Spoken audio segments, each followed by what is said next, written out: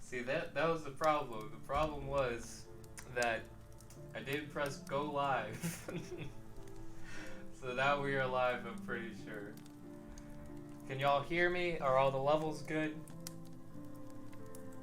I must say I'm not really used to live sessions that much, so it may take a little bit of trial and error.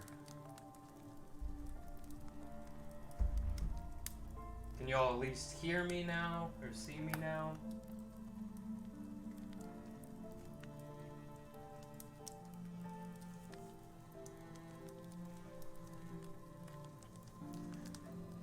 I bet there's a bit of a delay. A bit quiet. Okay.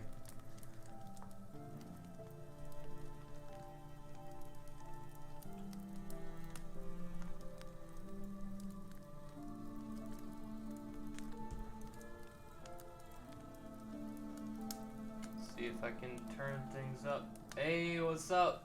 PC Basics. I'm trying to make sure everything's at a good level. Hopefully not blowing out anyone's eardrums here. Guess I'll put the mic a little closer to me here. That might help. How's that, folks?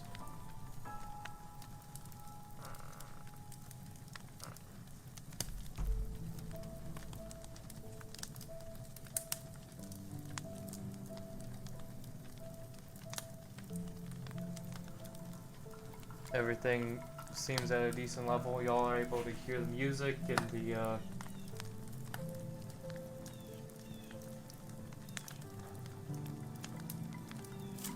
music and the fire crackling and my voice. Alright, sounds good. Y'all know what that means. It's time to begin our journey into the world of Termina. It's not a very good book, but what the heck. I was proud of it when I was in 8th grade. It took me a long time, and I think it's interesting to look back and kind of see, you know, the state of mind I was in, and also just kind of make fun of some things about the story and about the grammar and all that bit. And yes, I do know that it's a Christmassy background that I have right now. That's just because I wanted a nice little storytelling type background, and this was what I had left over from the Christmas special.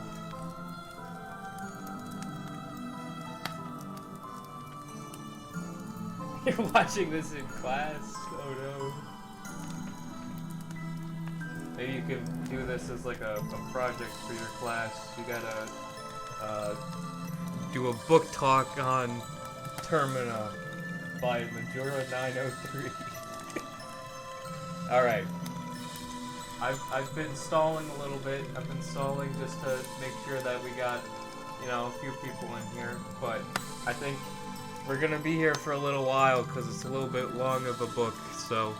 Well, not really that long, but long for a fan fiction, so I'm just gonna go into it. I'm also gonna switch the music. It's gotta be a little bit, it's gotta be ominous, but also chill enough to where I can hear what I'm doing here. Alright, here we go. Chapter 1, Origins. Long ago, in the seemingly endless forests of Termina, an ancient tribe came across a mask with remarkable powers that was later to become the most sought-after object in God damn it. I can't read. Okay, I'm gonna start over. Long ago, in the seemingly endless forests of Termina, an ancient tribe came across a mask with remarkable powers that was later to become one of the most sought-after objects in existence. The tribe used the mask in their mysterious rituals, but they soon discovered that the mask was too powerful for any man to wield. At first, the tribe thought that the mask was a tool, a weapon perhaps. But as they used it more and more, it became evident that the mask was the one in control. It had a will of its own. It wreaked havoc by amplifying the hate of the ones who wore it, causing them to do things they would normally never even consider. This terrible relic was known as Majora's Mask. The tribe elders made a decision to seal the mask away in a temple designed to never be found. One of the elders had believed that someday they may need this mask again, and so he made a map in secret to return to the temple. The Ancient Ones had vanished, and so did the map, until centuries later it had been found by a humble peasant. He was quick to put it on the market, however, he did not know where it lay. The peasant sold it to an antique shop for a fair price. The map was not in very good shape. It was in an ancient language, no one understood it, and so it remained, collecting dust until someone would finally recognize it. Time went on without much trouble. There were few that remembered the legends of the mask, and 20 years had passed. There was a village in Termina, a woodland called Kokiri, where people lived peaceful There was a village in Termina, a woodland called Kokiri, where people lived peaceful lives and carried... Ah. 1 second, I'm just gonna... Alright, we're good. There was a village in Termina, a woodland called Kokiri, where people lived peaceful lives and cared little for the outside world. In this village, the inhabitants were mostly cheerful people, and nothing bad ever happened, merely because the people had no enemies. Here there lived a young boy named Enzo and his father. Enzo had lost his mother to an illness, and his father was struggling to provide for the two of them ever since. The boy's father made a living by growing herbs and selling them. He often taught Enzo what plants were edible and how to survive in the forest in case he ever got lost. He greatly enjoyed this training because it took his mind off of all the things in his life, all the trouble, all the pain from losing his mother. It all seemed far away when he was with his father learning to take on the family business. The other children in the village felt sorry for Enzo. They tried to be his friend, but he would never talk to any of them. And that was about the point where last time I tried to record this, my phone started going off the hook talking about coronavirus and how I need to stay inside. So I'm glad we made it this far without interruptions this time. In Kokiri, there was a guardian that watched over all the people in the forest. This garden was known as the Great Deku Tree. It also guarded the most prized object in all of Kokiri, the Kokiri's emerald. This emerald had mystical properties that could make anything grow. When outsiders noticed this, the time of peace was no more, and the forest was flooded with enemies trying to claim the emerald. The people in Kokiri had no choice but to fight back. Thus began the Kokiri War. During that time, every able-bodied man was sent to guard the emerald, including Enzo's father. The poor child felt afraid and alone. He already lost one person he loved. He didn't want to lose another. Enzo spent a lot of time in his house when his father was gone.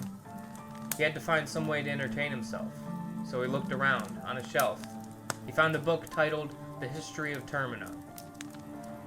The boy wiped off the dust from the cover and opened it. He swiftly grew fond of the stories within. The book told of great warriors of old, the heroes that conquered all sorts of evil that made his current war seem small and insignificant. He learned of the pirates and thieves and kings and princes of the world. How he wished to be as strong as one of those heroes as he read about.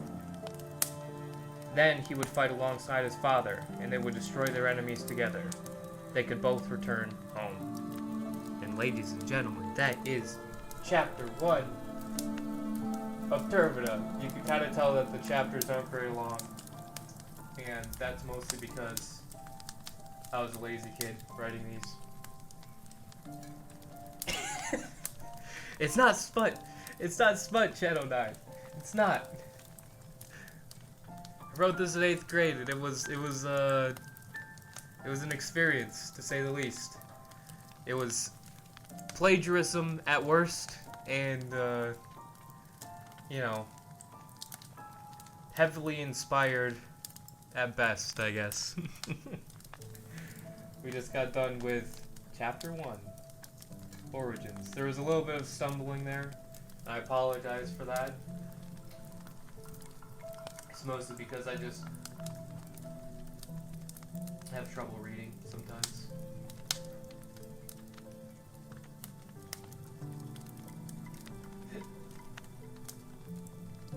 Oh, if you thought Chapter 1 was invigorating, just wait. Chapter 2 is titled Morning. It's a sad one. It's a sad one. Get ready.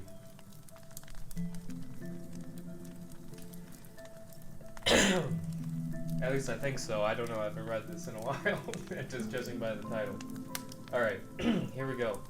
Chapter 2, Morning. Enzo was suspended in the air above a town. The town had a large clock tower in its center.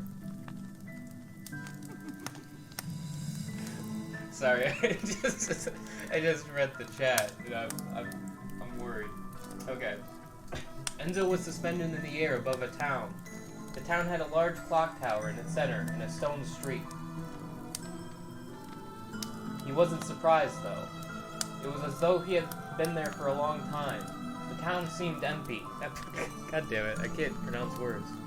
The town seemed empty, and although the clock struck 12 midnight, he was able to see most of the town in torchlight.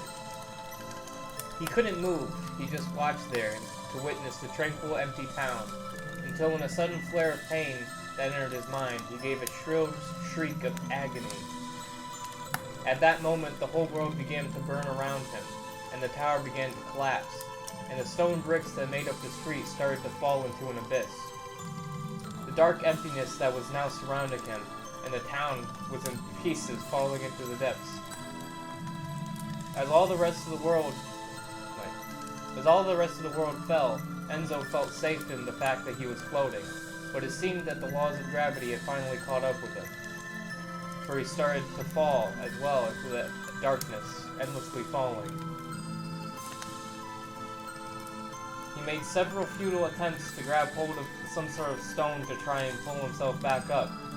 He soon noticed that there was something in the center of the abyss, but it was too far down for him to see. He started to feel the same pain in his head, this time even more excruciating. The pain grew worse and worse until it felt like he was about to explode. Then suddenly it all stopped and he opened his eyes. He was in his bed, with a cold sweat and chill running down his spine. It was all a dream, just a dream. What a twist! Who would have thought? It was all just a dream. He wasn't actually floating above a town. Oh boy. He looked around. It was late at night. He laid back down in his bed, with his eyes open, trying not to think about the dream he had just had. And although he made great efforts not to fall back asleep, lest he seeped back into the nightmare, that doesn't make any sense. He was having earlier. He was simply too tired and fell back asleep, but this time had no disturbances.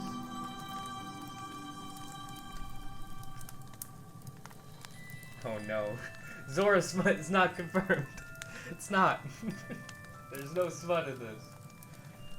I was too pure of a child when I wrote this. It was morning again, and Enzo felt well rested and ready for the day. The market was now just opening for the day, and this meant that he had the first choice of what he wanted to buy. He bought bacon, tomatoes, and eggs. He enjoyed cooking for himself because it reminded him of his mother, who would teach him to help her make food. The dish he was making this morning reminded him of his mother especially. This was because it was the exact meal that she would make on special occasions.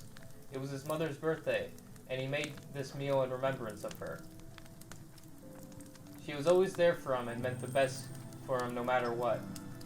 It had been a hard 2 years for Enzo. His mother has died from an unknown illness, and now his father has left to protect the Deku tree.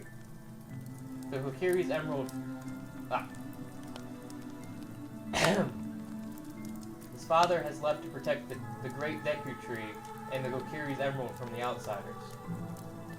I don't really use any commas in this, which makes it very difficult to read.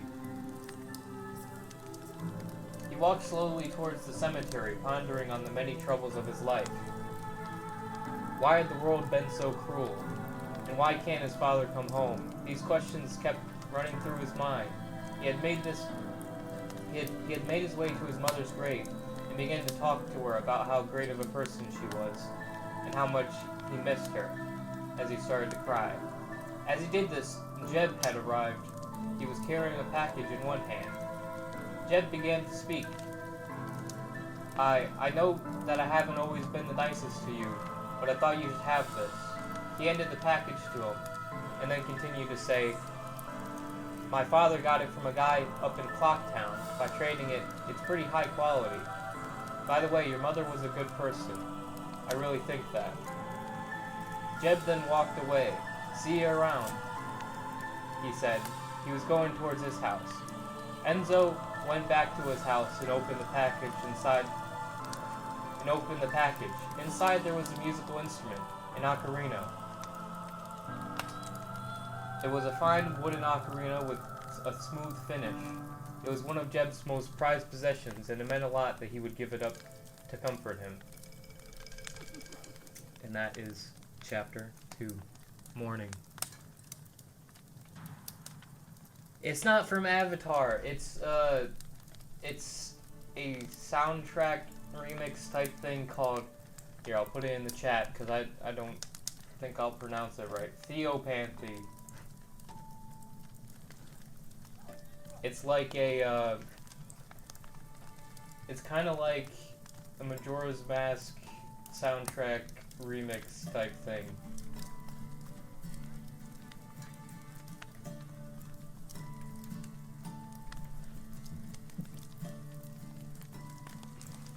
This chapter was mostly just Enzo being sad about his dead mom and that his dad was off fighting a war. So, wasn't super interesting. This is my fan fiction, okay? Channel 9, if I want Kokiri and Clocktown to be in the same universe, I'll put them in the same universe.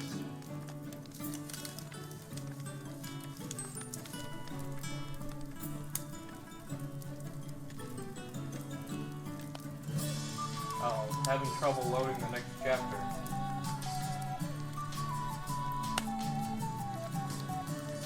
Uh-oh. Might be a problem.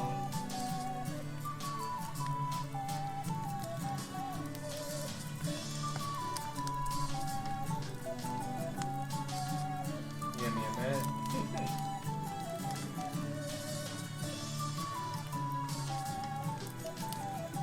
Oh, it's loaded now. Okay, I think we're gonna be good.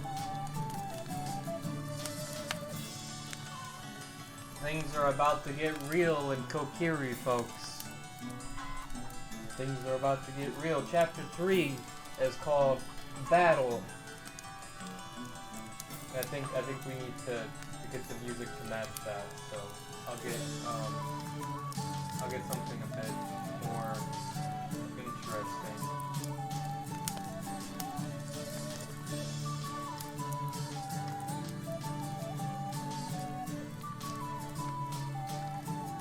Pause Theopanthy. We'll go over here. We'll do Epic. Zelda Music Orchestral. I gotta be able to set the mood for the fight here.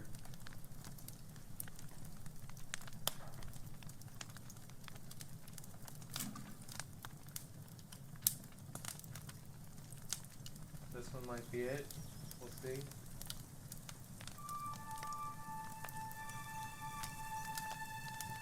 Okay, this does not sound very epic. Sounds good, but not epic. Okay. Give me a second.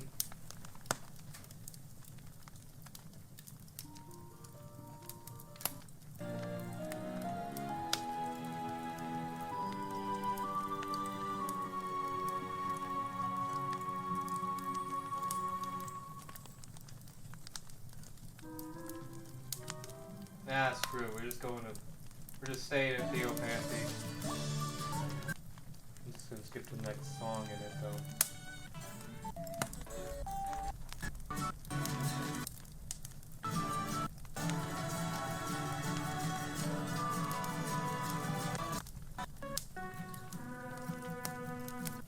Let's skip till I hear something epic.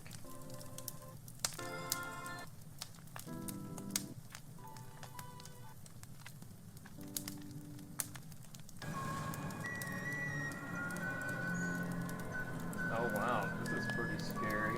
Okay, we'll go with this for now. We'll see. Okay. Chapter 3, Battle. And this is all in quotations. In the vast deep forest of Termina, long have I served as the guardian spirit. The children of the forest, the Kokiri, live here with me. I've always used the power of the emerald to keep this land strong, but now I feel that my time has ended. The outsiders, they come from all sides surrounding me, bombarding me, and my forest with flames and spears. My people attempt to protect me with all their power. Alas, it is no use. Let our enemies take the emerald and leave. These people that protect me, they are not warriors. It will only end in more suffering if we stand and fight. Let them go home to their families, for I have been standing here for long enough, and I welcome death, for I am ready. Thus spoke the great Deku Tree on the day of his death, the day Kokiri's spirit died.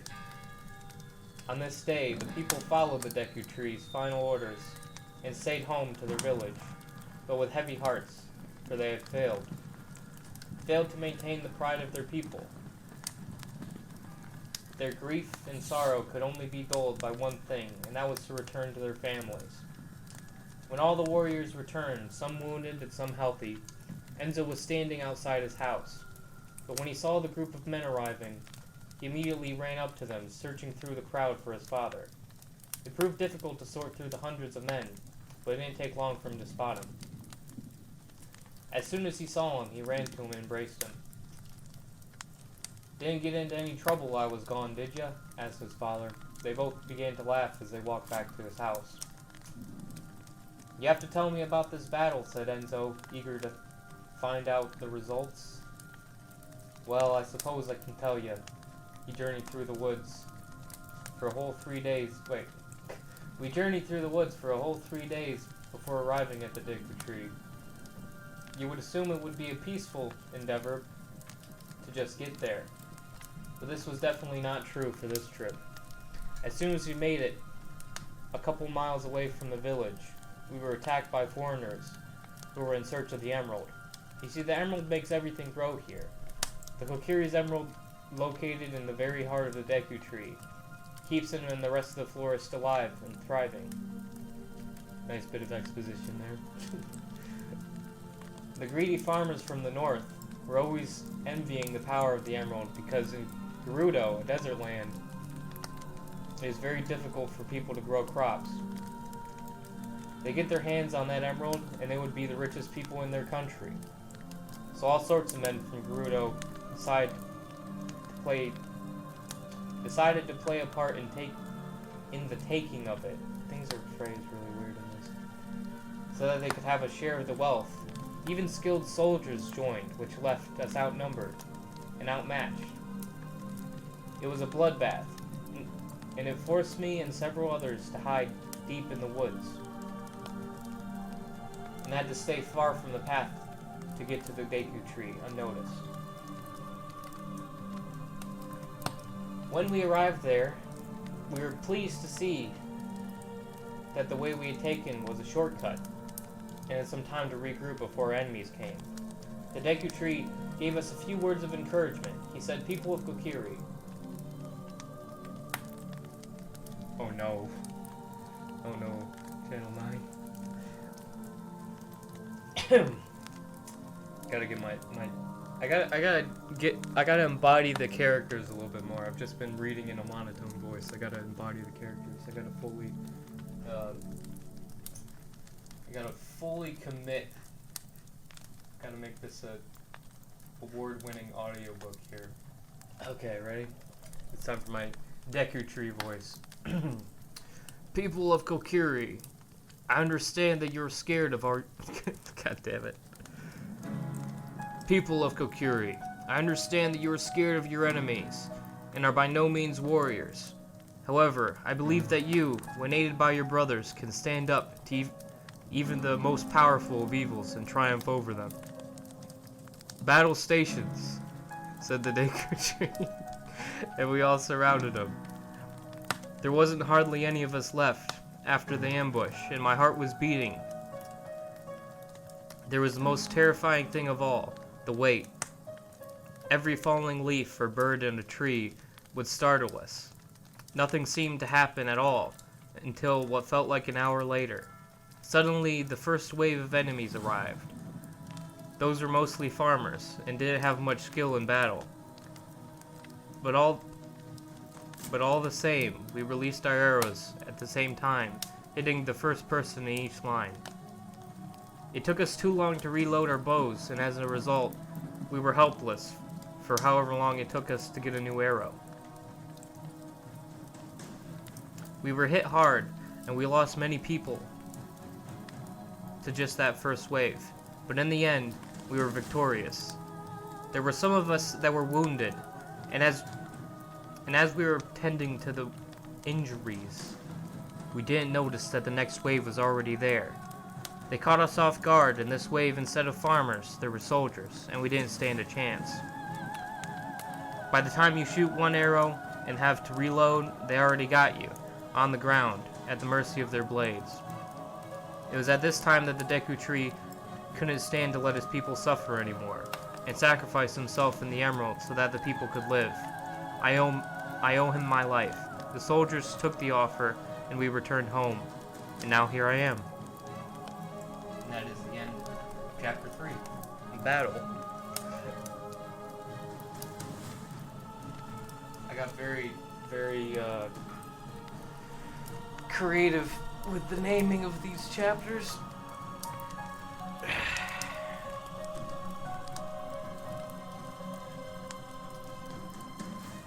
Anyone want to take a guess to how many chapters are in this book?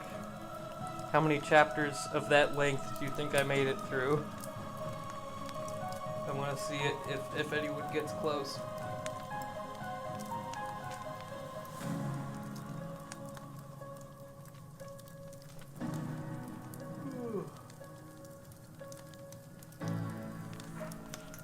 I gotta say, I'm a little sleepy. I woke up at 1. I stayed up till 4 working on just like set piece stuff for the quest for quality content. Trying to kind of change the seasons of the set. Ooh, good guesses, folks. But I made it a little bit farther than 17 or 13. This is a grand total of 22 chapters, folks. That's right. There's a lot. That's why I wanted to live stream the reading of it, because originally I was just gonna record it and edit it, but now I'm just kind of like, I'd get bored doing that for that long, so why not do it with other people around to talk to? And then also, I hadn't done a live stream in a while, and I was like, hey, that might be fun. I don't know if we'll make it to chapter 22 here. We might just make it, like, a few chapters in, honestly. I don't want to keep you guys here for too long.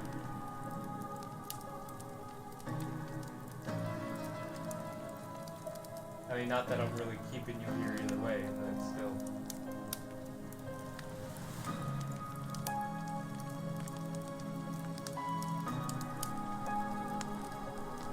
There's a lot of mourning going on in this book so far.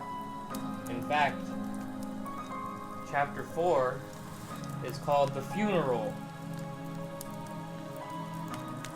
Let's hit things on the nose. But this is where things get crazy.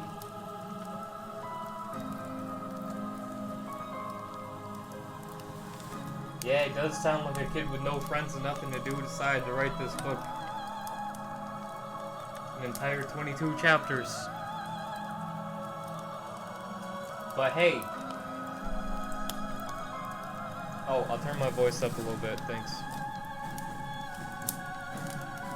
How's that? Is that any better? Y'all hear me?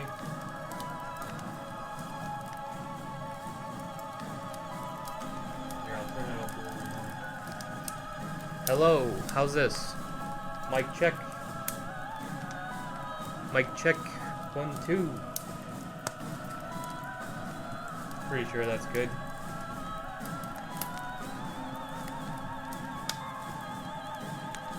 Y'all want to take a guess to how many, like how popular this was on Wattpad? Or Wattpad or whatever? Oh, I can turn it up even more if you like. How's this? I think this should be pretty close, right? Maybe I gotta turn this one.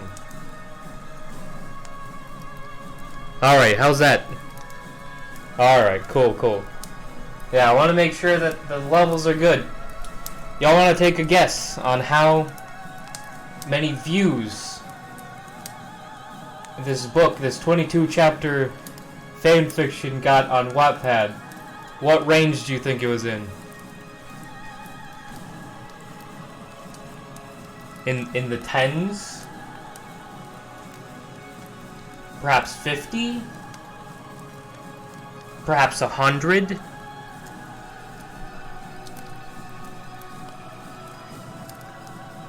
It was a guessing game. Way too loud? Okay, I'll turn it down. Is that a little better?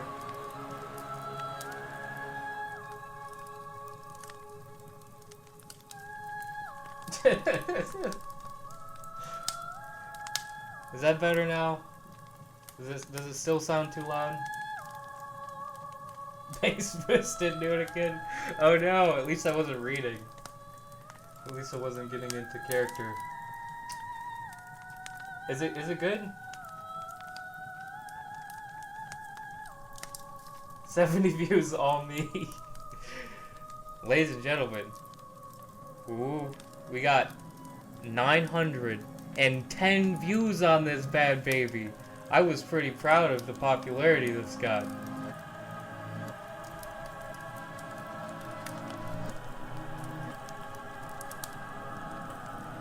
Now, if you... Too quiet now? Jesus, I barely touched the thing. Feel like y'all's just playing games with me at this point.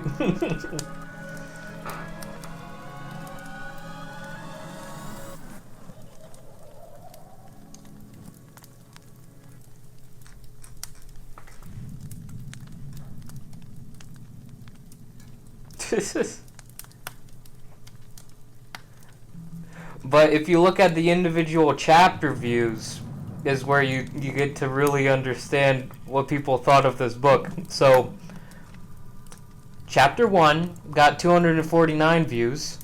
Chapter 2 got 102 views, so... Too much now! Okay.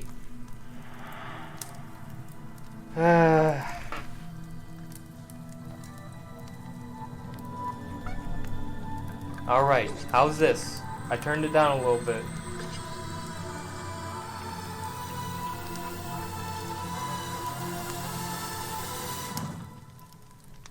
So, Chapter 2 got 102 views.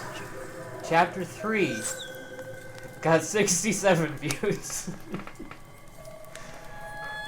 So, it kind of increasingly dropped from there. So, by the time you make it to Chapter 19, there's 17 views. But then there's also people who just skipped to the last 2 chapters, because the last chapter got 35 views. So, that's that. But I'm interested that anybody spent their time reading this thing anyway.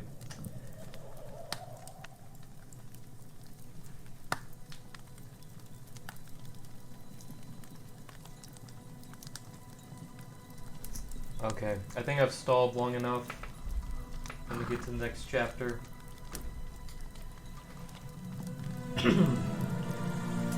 Chapter 4, The Funeral. It was only days after the Deku tree. Is it Deku or Deku? Because I always said Deku when I was a kid, by the way. I guess you guys can't really say that in the chat because you're not can't really say pronunciations in text. No. It was only days after the Deku tree died, and the people of Kokiri were not their usual happy selves. Everyone began to get back to work, and the village thought it was eerily. And the village, though it was eerily quiet, was returning to its former state of buying and selling. The stores that had been closed while the families and friends grieved for the ones they lost were now opening once more. On the same day, there was a funeral for the great Deku tree, and all those who died protecting him. It was the biggest event that had ever happened to Kokiri, because people from not only Kokiri, he always pronounced it Deku. It's probably right. I mean, that's what I heard a lot of people say. But I don't know, when I was a kid, I was always like, Deku.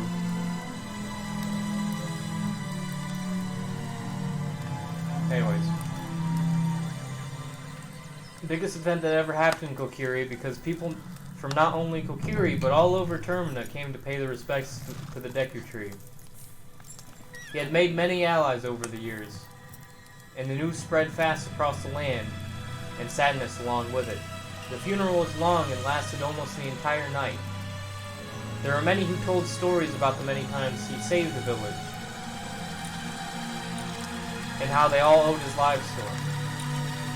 And how they all owed their lives to him. There are rituals and performances in his honor. Wow, this music's getting too crazy. There were dancers and musicians, storytellers, war heroes. As the funeral began to die and everyone started to head home, the boy had a strange feeling that something bad was about to happen. Then, in the sky, there was a flame that could have been seen as a shooting star, but it began to get closer and closer until it was clear that it was a flaming arrow. It hit the roof of one of the straw houses, and it instantly burst into flames. Just bad job making houses. They just burst into flames like that. Anyways.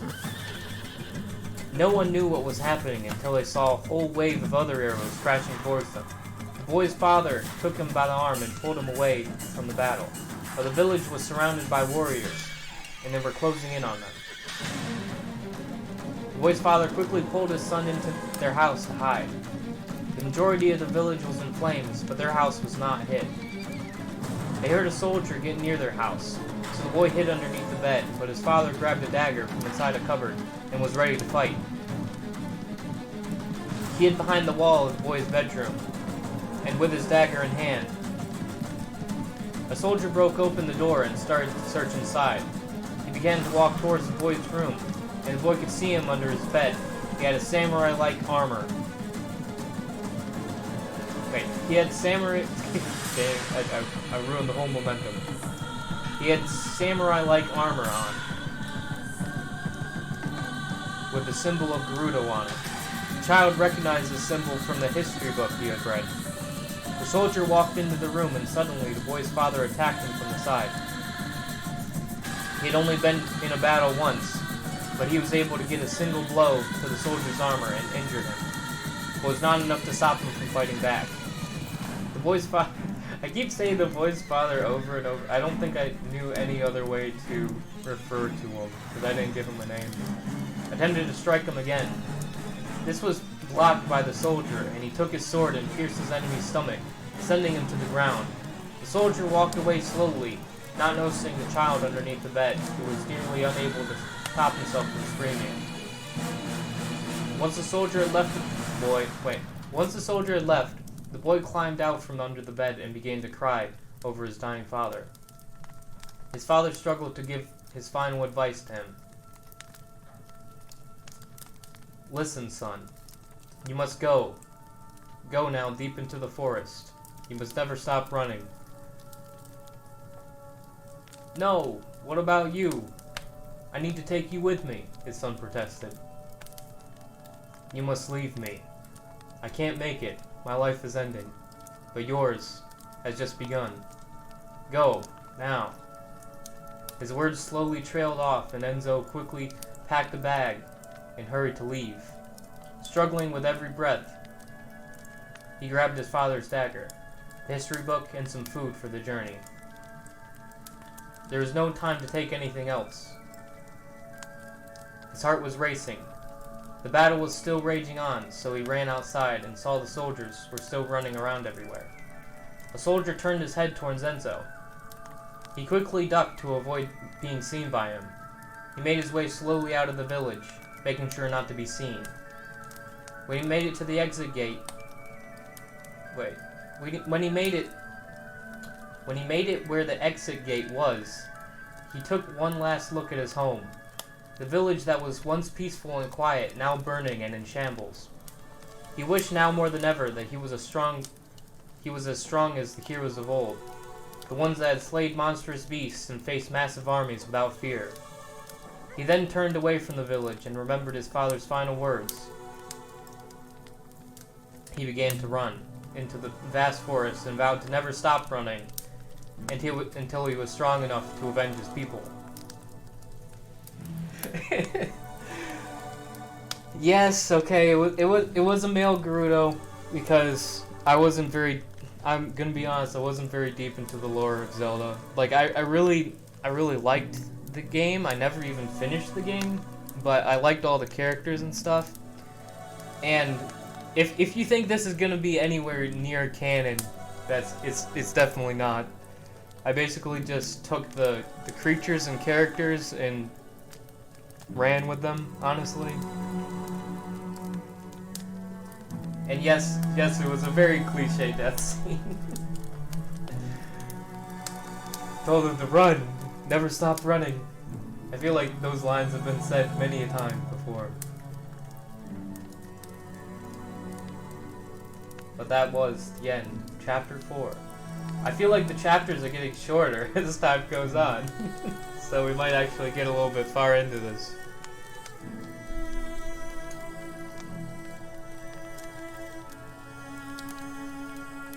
Chapter 5 is called John Gawain, which the story behind that name is I kind of took my name and switched it around, and then I found like an older version of my name. But anyways, this is not the self-insert character. I didn't insert myself into the story. I just was uncreative as far as coming up with names go, unfortunately.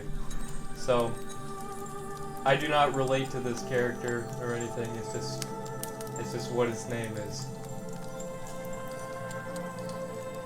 Alright, now that that sad stuff is over, I feel like we need to get like a little bit more of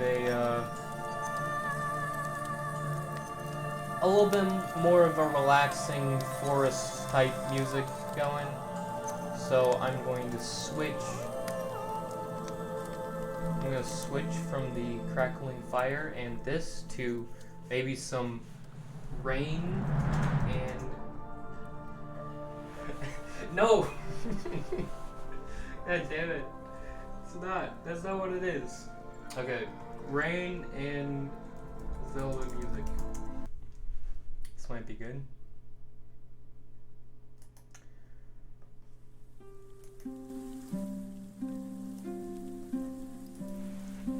Oh no. The page isn't working. Just can't load the sacred texts. They're too powerful.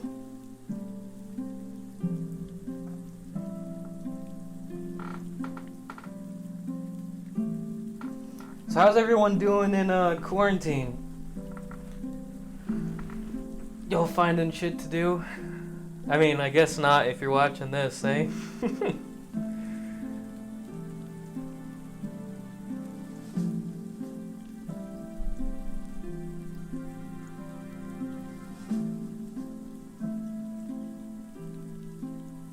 Y'all think that I should edit this into like a coherent, almost like an audiobook, and then post that, or just like leave it as this live stream? Because I could go for either. I mean, it's not like I don't have time to edit it.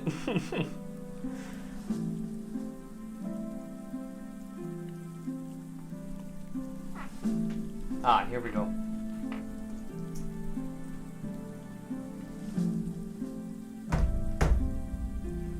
Ah, he's dooming.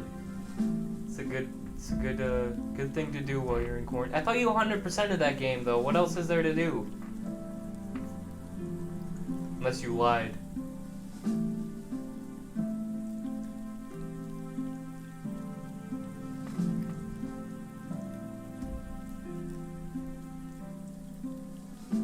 Anyways, I think I'm going to start on chapter 5,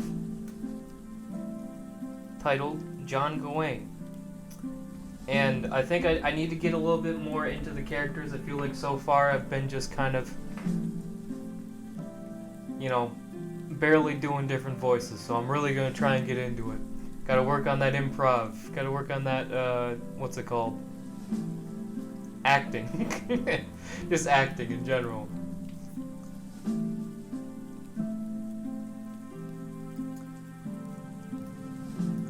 At the very moment Enzo set off into the forest, a man by the name of John Gawain in a village far to the south set into motion the chaos that would change both his and Enzo's lives forever.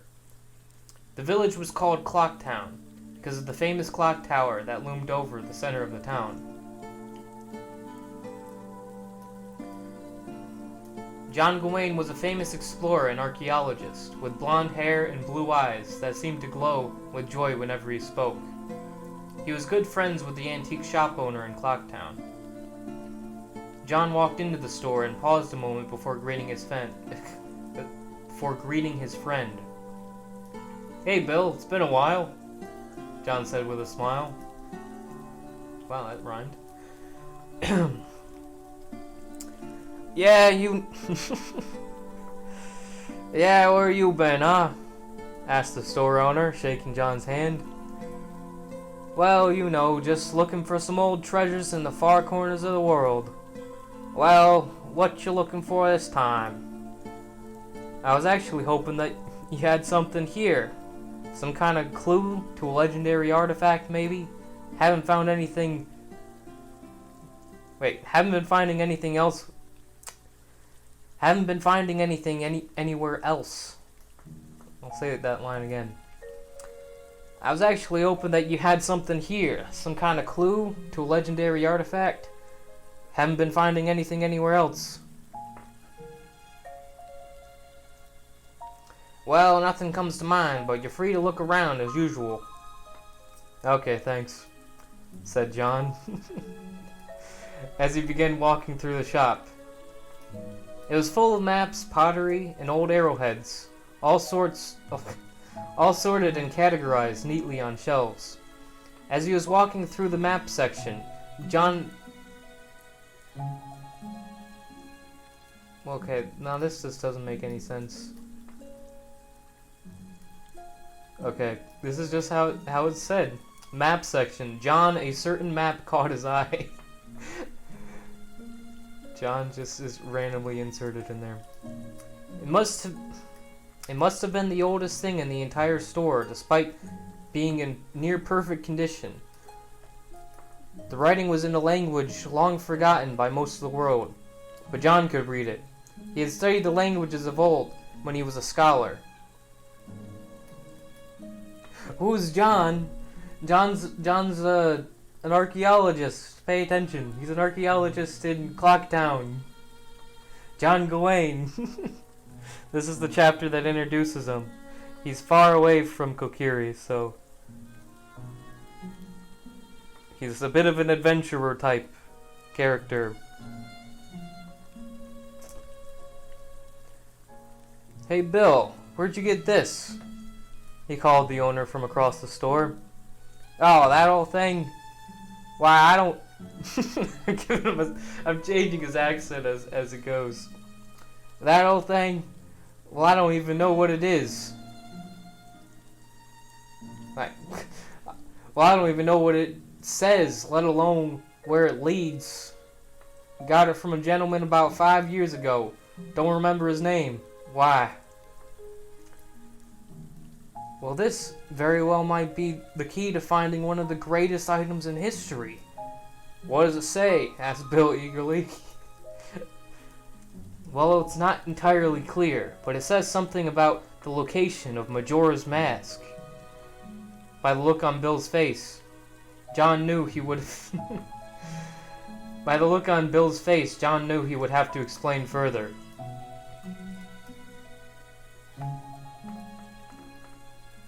It's a legend started by an ancient tribe about a mask that supposedly had unimaginable power.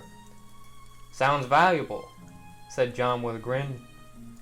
Tell you what, you can have some of the earnings from the mask if you let me have this map. Oh, I was reading the wrong character. Sounds fine to me. Be sure to come back. I can't afford another loss. I'm running out of money, John. Sure thing. You just wait. You'll be living like a king soon enough. John promised as he walked out the door, waving at the store owner with the map rolled up in his right hand. Channel 9, stop. I don't like it. I don't like it. It's not smut.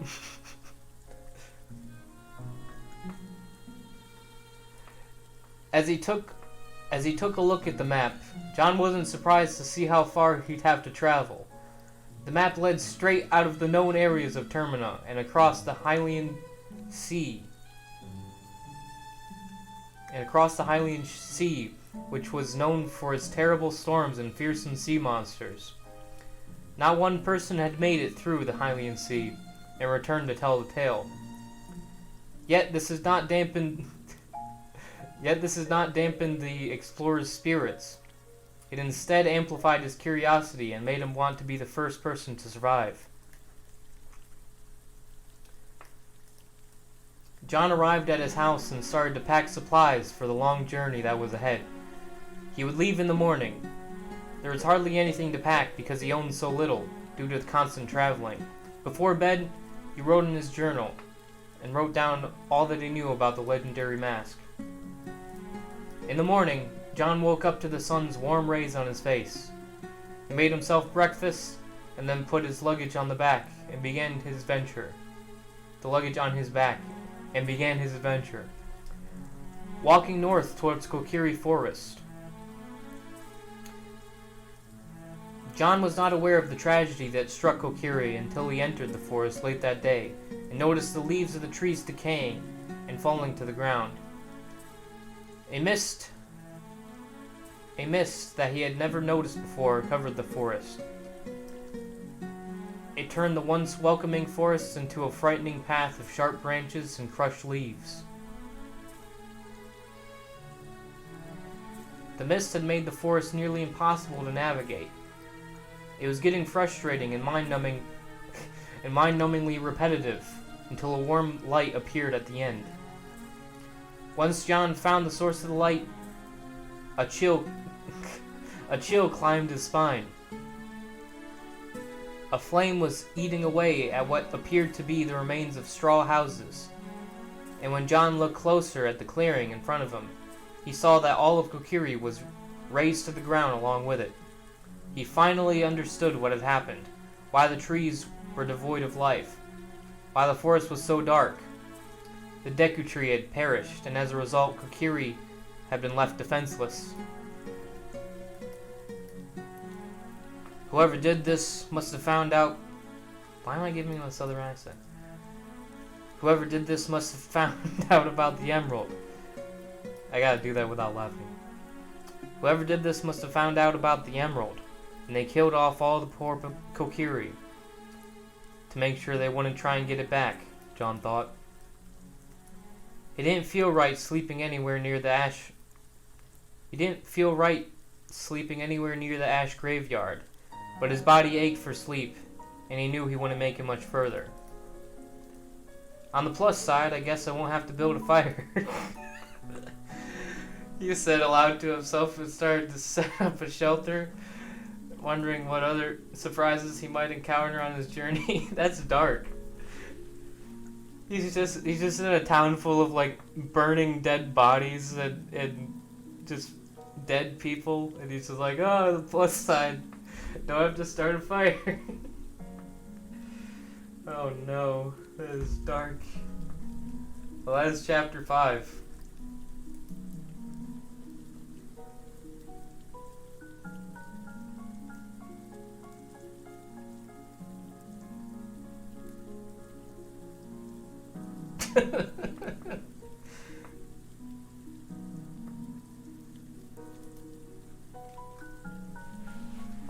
Chapter 6, Adventure Begins. Wow, it takes 6 chapters in to start getting to the adventure, folks. I think, well, if this is 22 chapters, right? Let's see.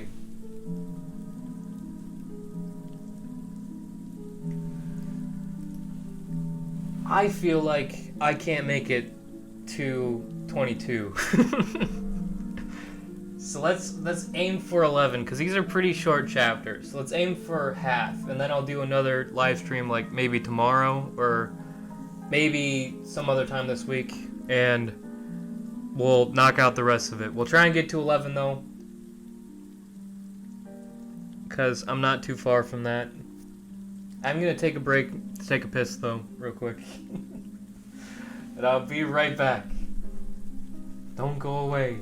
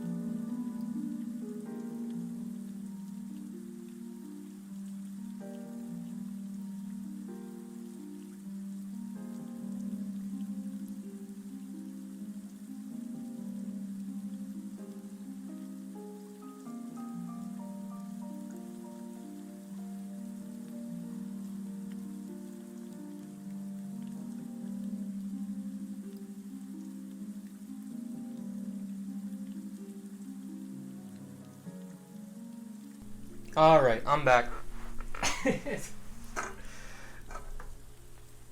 Sorry, Ryan, I should have put it in the chat that I was leaving.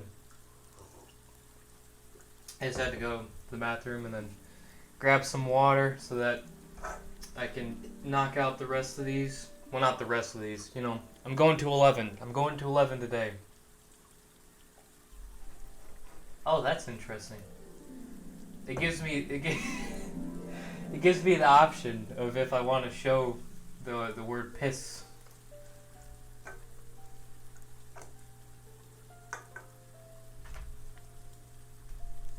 That's not what's going on. There's no Gorons yet. There are Gorons later, though. There's no Goron flirting, though. It's not smut. It's not. I swear. I don't even think there's a love interest in this book.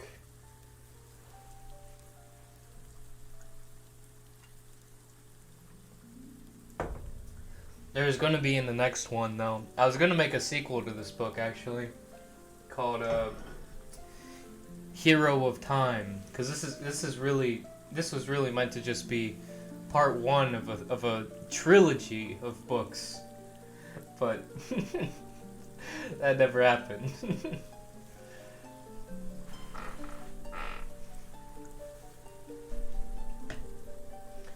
All right, I feel like it's time. I'm cracking open a Red Bull.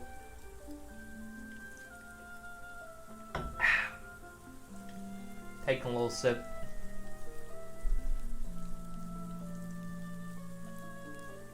Okay.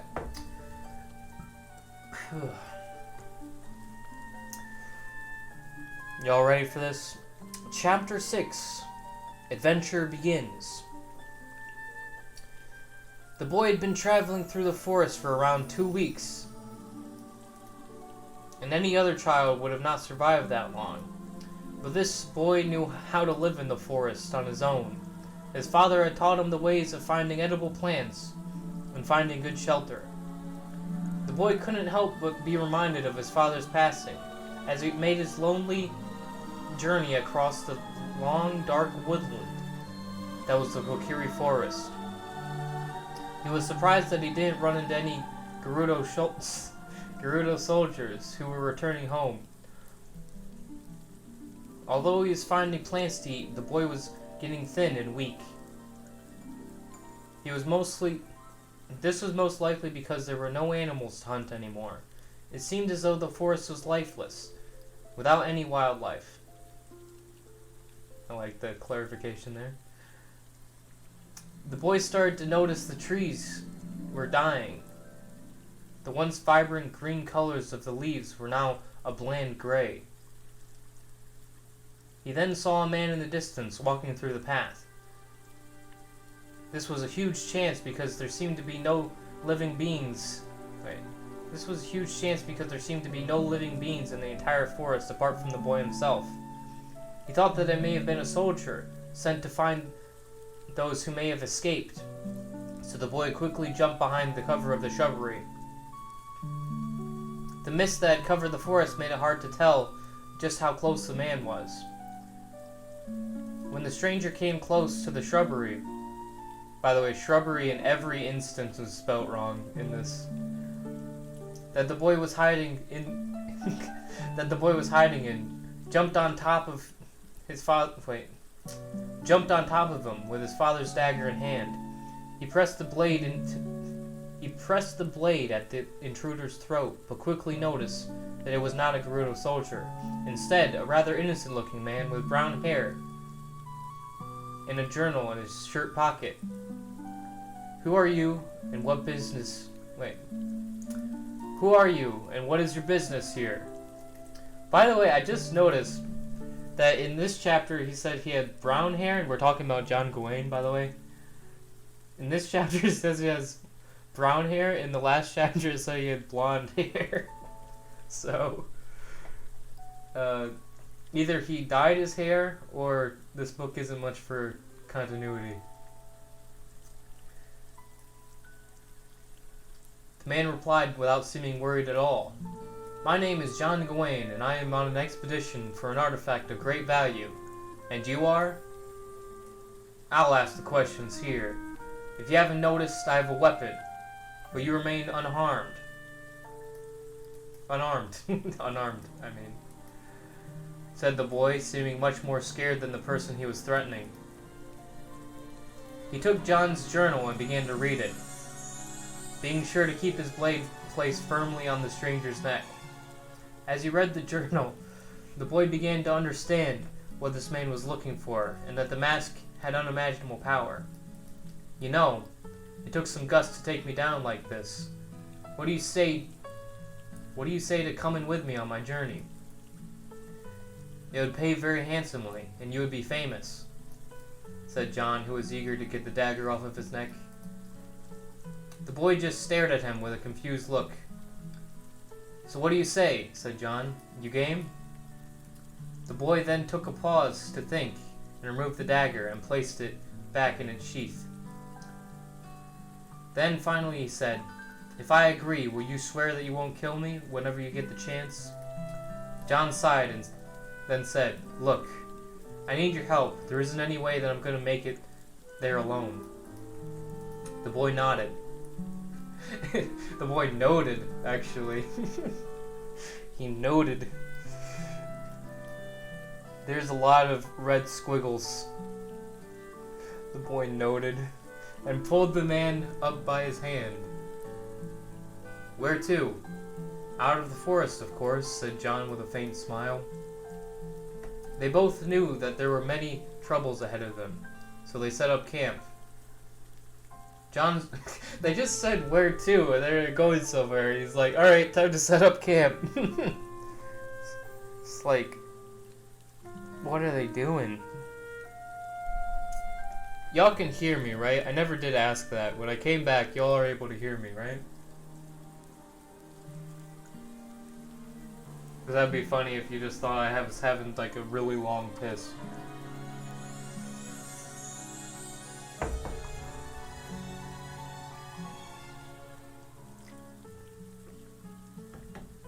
Uh-oh. Talk to me, folks.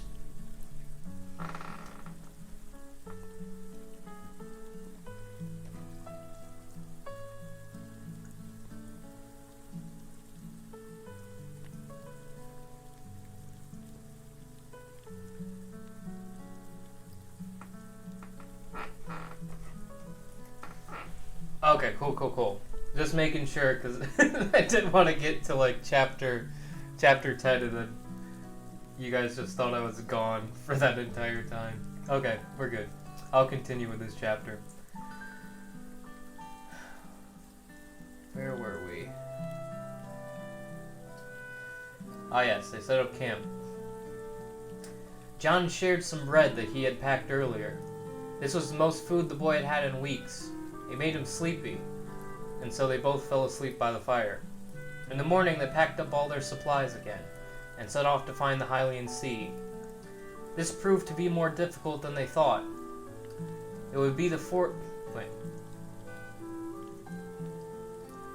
was confusing. Every tree looked the same, and the mist had covered the area, and made them lose their way multiple times. I was trying to go for like a Lost Woods type meme going on. Where it's like, oh, that's why the Lost Woods is the thing. But that doesn't really make any sense. Although the road was hard, they never stopped moving, and whenever it seemed as though they were going in circles, John would take out his map from his jacket pocket and shake his head and point in one direction or other. But no matter which direction they went, it seemed they always ended up in the same place. This is how they knew that they had entered the most difficult section of Kokiri, the Lost Woods. Oh, I actually did call it the Lost Woods. "It's no use, we've been walking for hours and we haven't gotten anywhere yet," said John as he sat down leaning up against a tree. He began writing in his journal what directions he had tried. Then suddenly, they heard a sound that made their spines shiver with fear.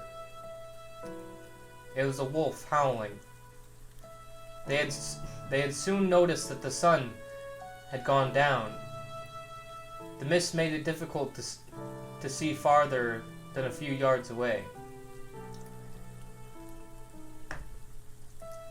They could see only the silhouette of any object in the distance, but they noticed that there was not one, but 10 silhouettes surrounding them.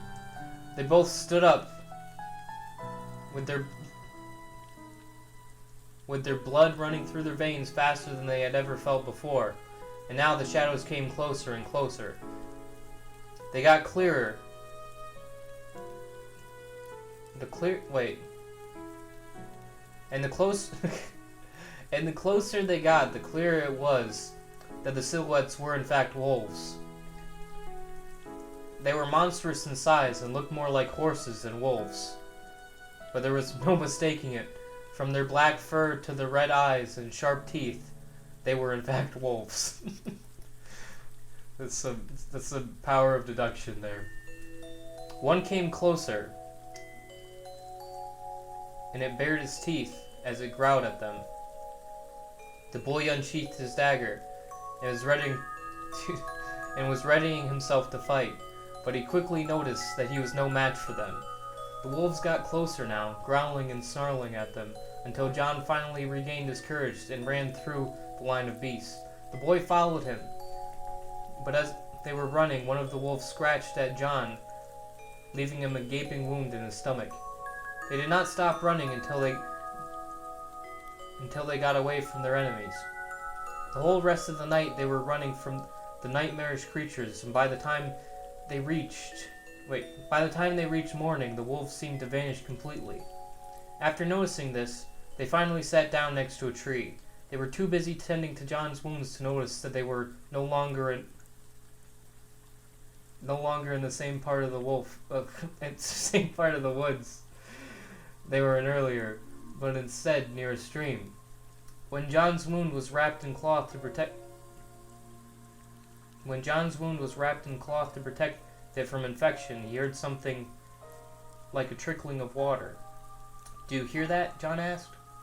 They stood up and walked for a little while to find where the sound was coming from. It was a stream. He ran to see where it led, and they ended up at the beach. The stream had led them to the sea. Very interesting. Are they called wolfos? I don't know. I just called them wolves in my story.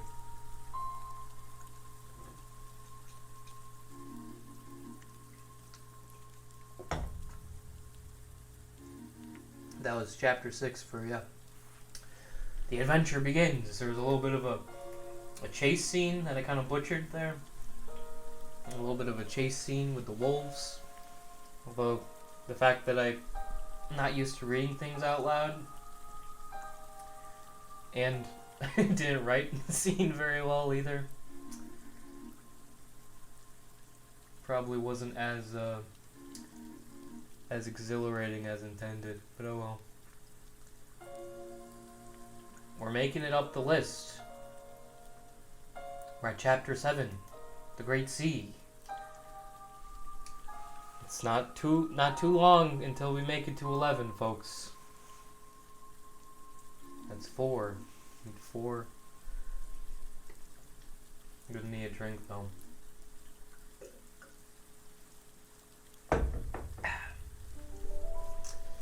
Chapter 7, The Great Sea. As they looked out into the vast sea, they didn't think that there... I wish I could just read things in one try. Jesus.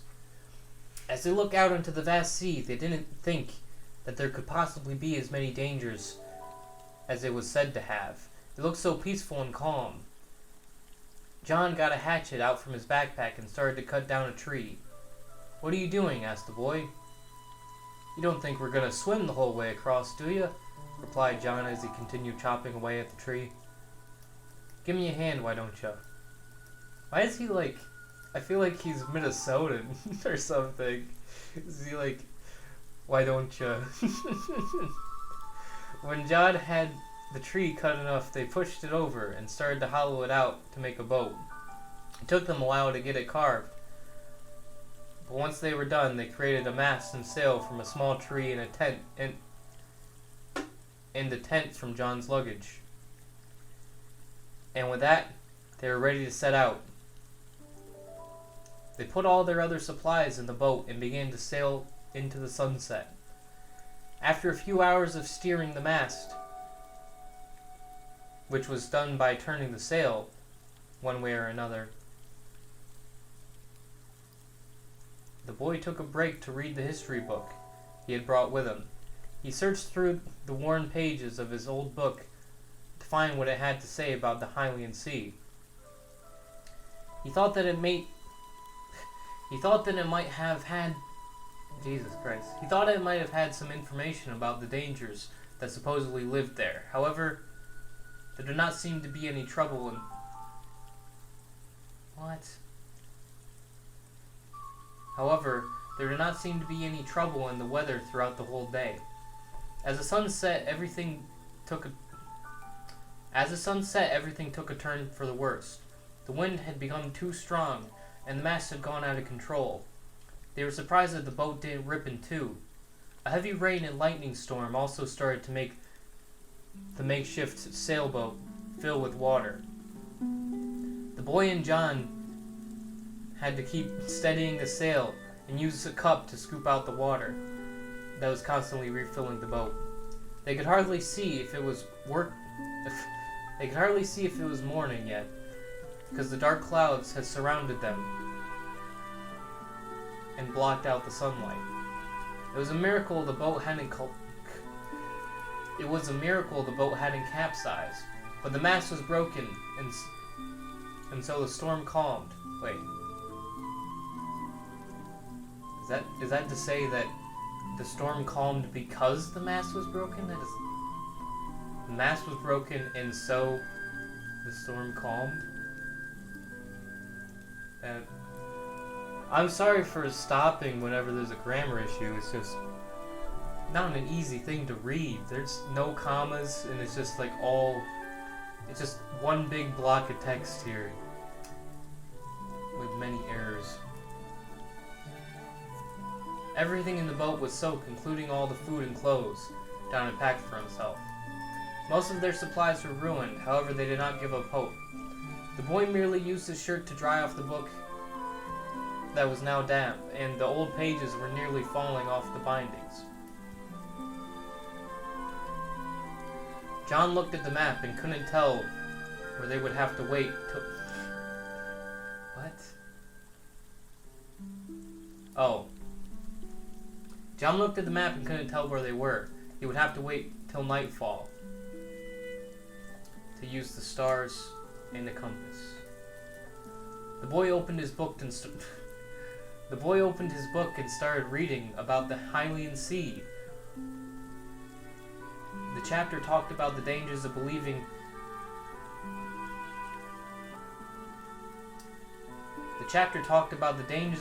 what you see, because in those waters there is more than meets the eye. It talked about the many creatures that lived in the sea, such as the sirens, and a squid-like creature that was said to remove any of those brave souls who trespassed in the sea. Not one survivor could be named that had made it across the sea all the way to the other side, apart from a single hero. Now that the sky was calm once more and night had fallen, John was able to find their position on the map by way of celestial navigation. John would look up and point to different stars and planets, and often named them aloud. The boy was taken aback by how well John knew the stars, and asked without thinking, "Where did you learn all of that anyway?" John stared unblinkingly at the sky. He's pretty much just carrying a copy of Hyrule Historia. Where was I? Stare unblinkingly. Oh, John stared unblinkingly at the sky still as he replied, "My father used to always take me outside at night and teach me what they were called and what they meant, and where they meant you were in the world. He made me memorize them all. He was an astronomist. That's not a thing. You mean astronomer? I don't think astronomist is a word, is it? Astronomist. Really? Is that a word? I thought people who study that are called astronomers. No. Astronomist, noun, plural. Okay. Oh, astronomist is the plural form of astronomer? Really? Okay. Well, it's a real word, but it's not the right... Anyways. Sounds like a good man, your father, stated the boy, then looking up at the stars as well. John then took his eyes off the sky and looked at the boy. Yeah. Never was around, though. Left me and my brother to fend for ourselves. You see, he thought of his work to be important. Maybe even more important than we were to him. But it is what it is, right? John sighed and then yawned, saying, well, we ought to get some rest. We got a long day ahead of us. John laid down and fell asleep fairly quickly, but the boy couldn't rest. He just laid there, staring up at the sky, wondering what would have happened to his father. What would have happened if his father was with him still? He could hardly stand his father's loss, but he hadn't had time to think about it until now. The boy, despite not showing it, was scared and full of grief, but throughout all the adventure and excitement, it was impossible to think of anything else but staying alive. He pushed the pain and sorrow of his life to a far corner of his mind, and instead of dealing with his feelings, he would deny their existence and try to focus only on the adventure he'd been experiencing at the moment. Wow, that was rough. That was a rough chapter to read.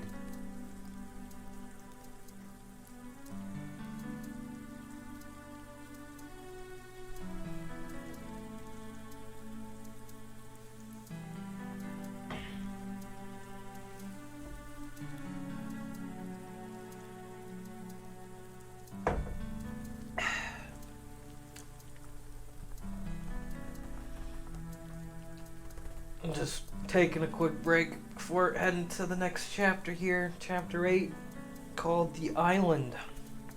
I think I was going for kind of like a Odyssey type deal, because I have the sirens in this. That's not from Zelda. And there's also this like big trip across the water.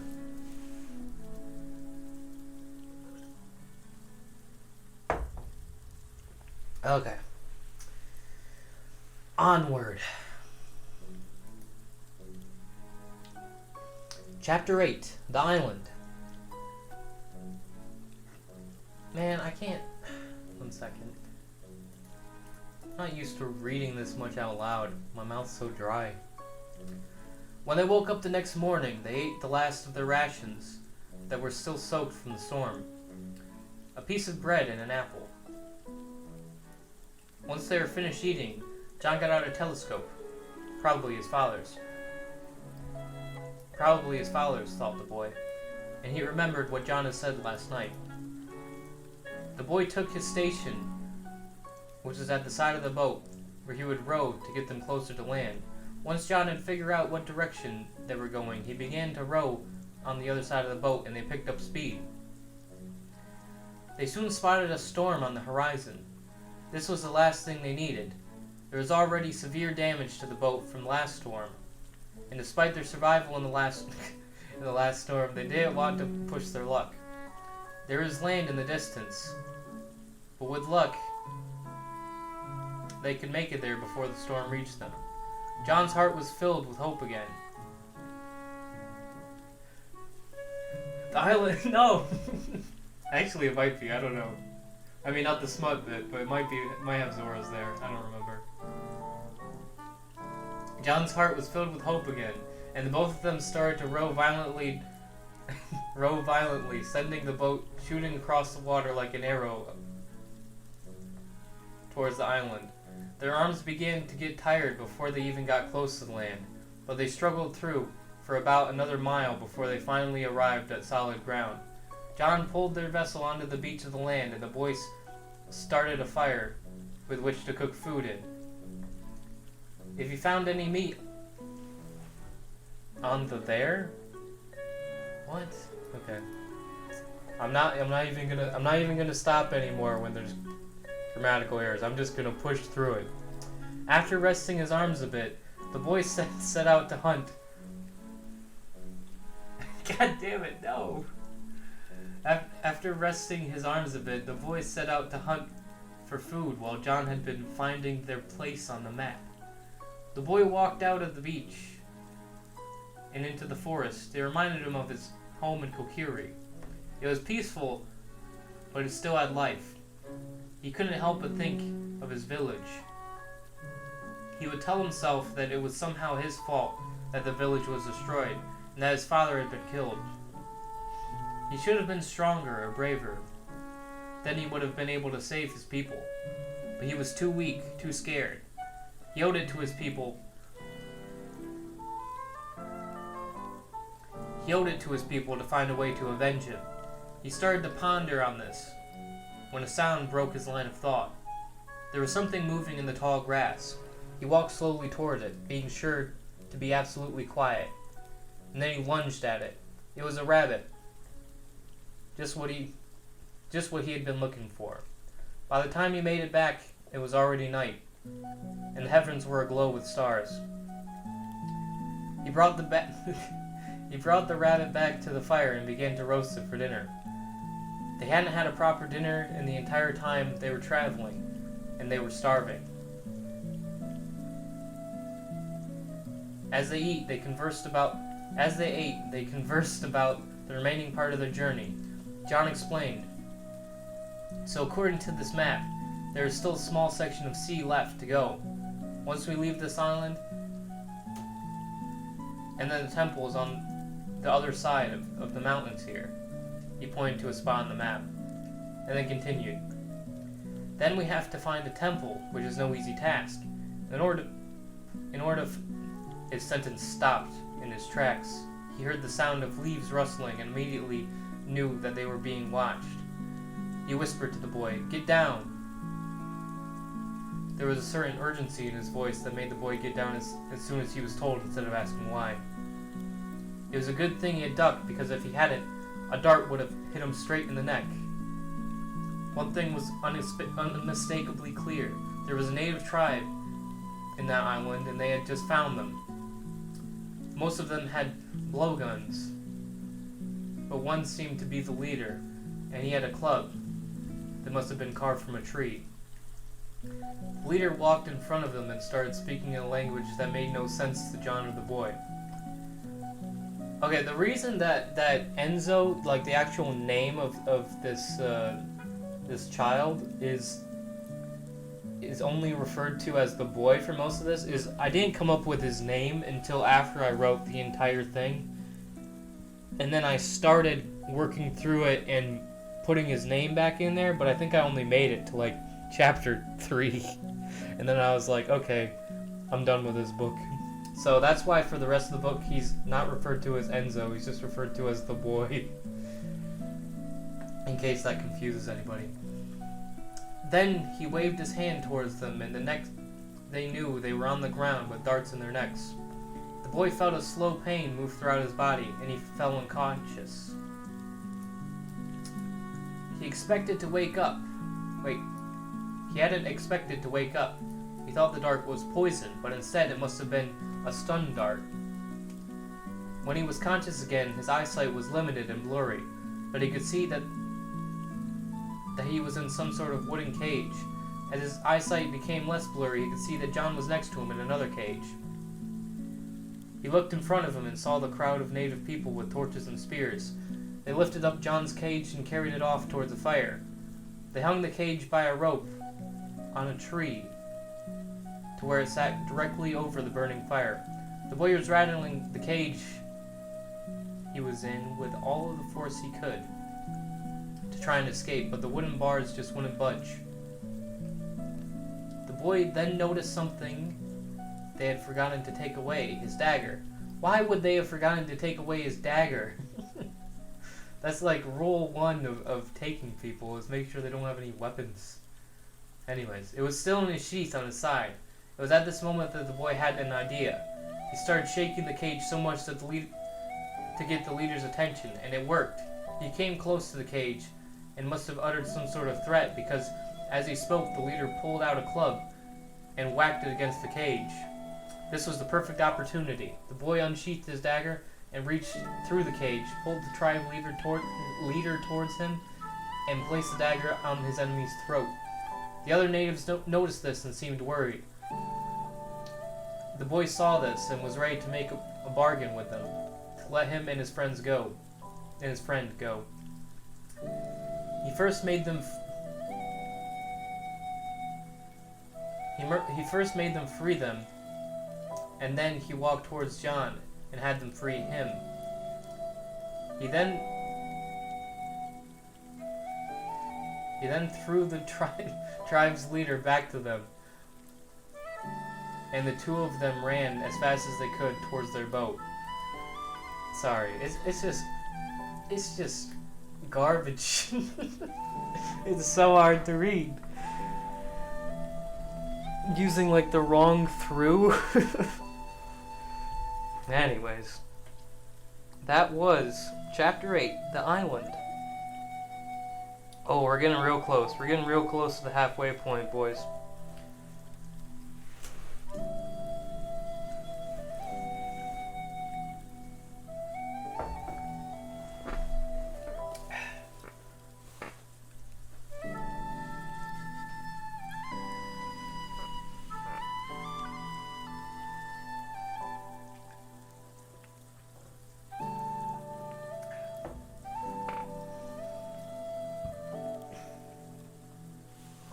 Before we go to chapter 9, though, I don't know. I feel like I need a break. Not like a long break. I just taking a drink real quick.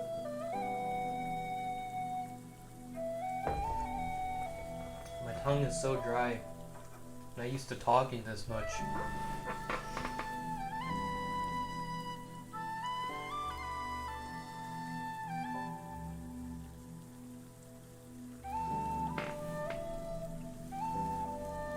I feel like a little Sly when he's in the what is it, Area 51 song. Those who get the reference get the reference. I'm not gonna explain it. Anyways,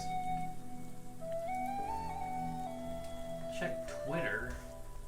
Uh-oh, what's going on Twitter?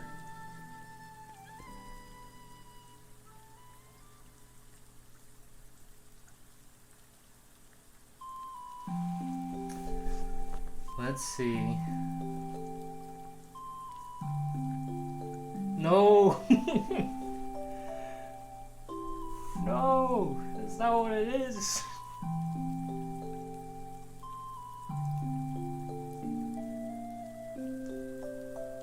God damn it.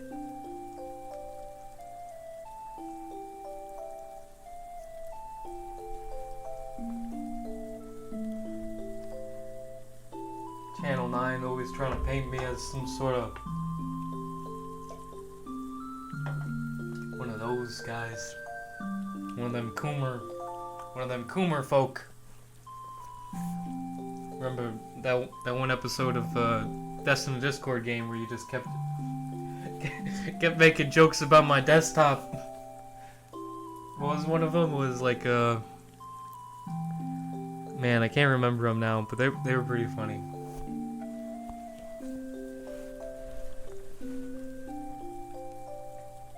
Anyways,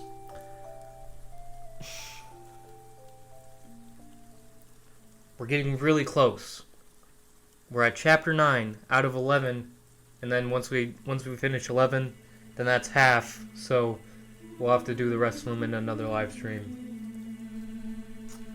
Chapter 9: A Creature of Destruction. They were now in their boat again, and finally away from the island. The boy had saved some of the meat from the last dinner. God damn it, Channel 9. The boy had saved some of the meat from the last dinner. How much meat are you going to have to save after killing literally one rabbit? I feel like I didn't know how much meat was on a rabbit. Because 2 people ate, and then they had leftover meat? I don't think so. Rabbits barely have any meat on them. Not that I've eaten rabbit, but anyways. They didn't have many rations left, so they would have to overcome the burning hunger in their stomachs to continue their journey. John was always looking at the map, charting their approximate distance from their destination. It wasn't long now. They would be there soon. They would be the first in a long time to ever step foot on the other side of Termina. There was still a bit of storm from when they were last on the water. However, it was not all harmful. In fact, it was refreshing. It was a slight rain that would slowly drip down the side of the wooden boat. It seemed peaceful and harmless until the sky blackened and the clouds arrived seemingly from nowhere. Hyrule rabbits are really big? Yeah, they might be. I don't know. I don't know the rabbit lore. Do they even have rabbits in Hyrule? They made a spiral-like shape in the sky that looked like a whirlpool in the sky. Just in case you didn't know it was in the sky, I'll say it again. It's in the sky. The wind started to pick up and another dark, harsh storm approached, but this time it would not be their only worry. Though the thunder roared and the waves crashed, there was a greater threat to their survival. As the storm started to get more and more intense, another whirlpool appeared, and this one was in the water. In case you thought it was another sky whirlpool. Anyway.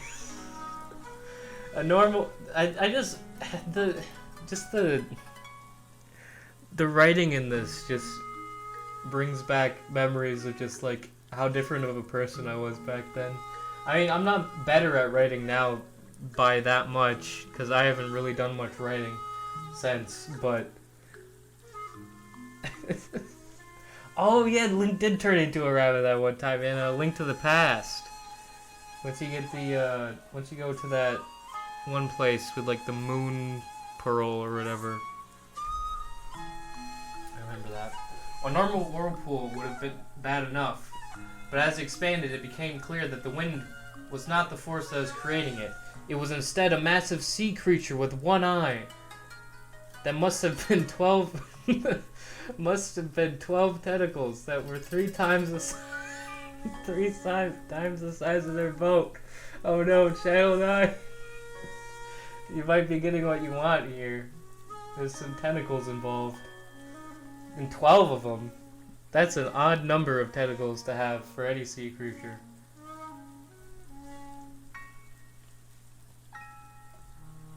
Let's see. I also like the fact that it's literally like just a combination of things from the Odyssey, because you have like that big old sea monster that was in the Odyssey, and then it's a Cyclops. It's a Cyclops and a sea creature. So, and the next chapter is called Sirens. So it was pretty obvious that I was reading the Odyssey in 8th grade, or at least I was remembering the Odyssey from when I read it before. The creature grabbed the boat with two of its many long arms and was attempting to rip it in two. The wood was strong and the boat was made of a single tree, so when the creature gave up on tearing the boat, it resorted to flailing it up and down vigorously. The boy and John were struggling to hold on. John's thoughts were of what would happen if they didn't survive.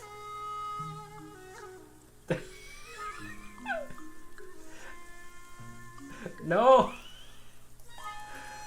No, I don't like it. Okay. The world would undoubtedly go on as usual. Few would grieve for him, as he thought the world seemed to be in slow motion, or as if it wasn't really him that was in the situation. He found himself thinking of his life's meaning. He had never actually thought of this before, but now that his death seemed so inevitable, it forced him to wonder if his life really had an impact on those around him. Whose life did he change? He's having some deep, big brain thoughts, because he thinks he's about to die. He suddenly found himself falling out of the boat and heading straight for the water.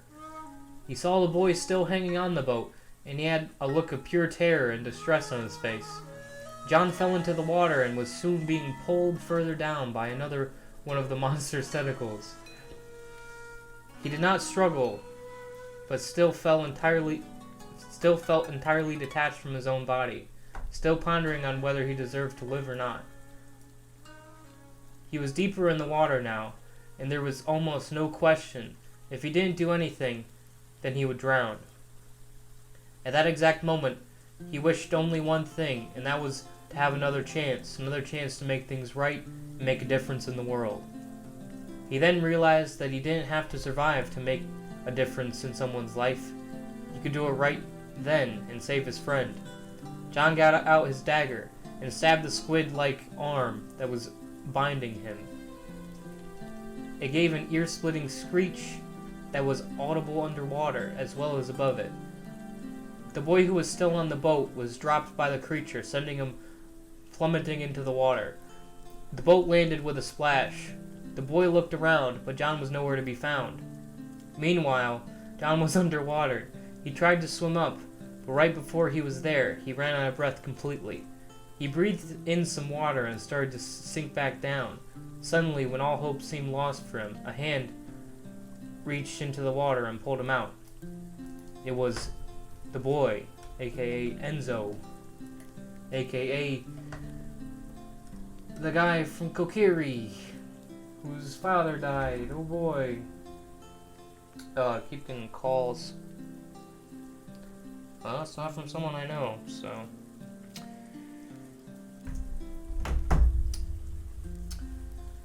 Well, that was Chapter 9, A Creature of Destruction. It's pretty interesting.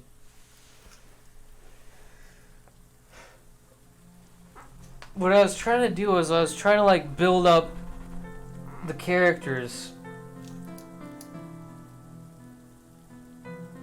Wait, are they fighting Tantalus from Skyward Sword? I've never played Skyward Sword. Maybe. It may have been like kind of based on an Octorok. Octoroks look kind of squiddy, I think. But I think more than anything it was based on that sea monster from the Odyssey, probably. Speaking of blatant stealing of ideas, Chapter 10 is called The Siren. Man, my nostrils are clogged. It's gonna be hard to read this. I look it up. Tantalus. Tantalus. Skyward Sword. Oh my god, that is an interesting looking creature. I'm gonna drag this in here. Or I guess I can just do that. This, my friends, is the Tantalus. Oh, it is a one. It has like dreadlocks. He looks like he's about to sing "Don't Worry, Be Happy" or something. He reminds me of those jellyfish from Shark Tale, dude. Fucking Jamaican jellyfish. Wow. Oh wow, here's an interesting rendition. Ah yes. There you go. Anyways. Back to the story.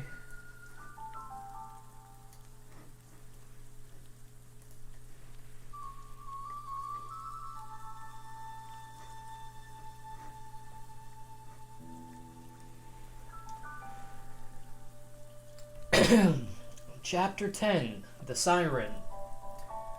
They both were now on the boat, drifting along. They had their oars and their sail. So now they were... Wait, they had lost their oars and their sail, so now they were just drifting in the water, cutting through the mist in the air. They were just laying there in the boat, resting from the storm. The cloud formation that loomed over them had been gone for hours now, and the sea was calm. John stood up once more, taking a look at their map. However, it was impossible to tell where they were, with the thick fog surrounding them. John sat back down, Well, I suppose we'll just have to wait till we get out of this fog. It was so difficult to see that even the water seemed invisible. They would just have to wait it out. They assumed that the sky would clear eventually, but it just seemed to go on forever. The water was eerily still, and their distance from their destination was unknown. John didn't know if they were even headed in the right direction. As the boat drifted further and further, the fog showed no sign of clearing. It stayed calm for hours until an ear-splitting noise disrupted the silence. There were screams in the distance that sounded as though they were coming from the very depths of the underworld. Screeches and cries surrounded them, and they had to cover their ears to prevent from going mad. Then all of a sudden it stopped, and there was calm again. The boy removed his hands from his ears, which were still ringing from the noise. They looked around, but saw nothing but fog. It seemed as though the creatures that created the mind-piercing scream were gone. Once they regained their hearing, a small sound was audible, however. It was not shrill and maddening like the other sound before it. It was calm and peaceful singing. It calmed their nerves so much that they didn't even notice that something was circling the boat. Something living was going around and around them.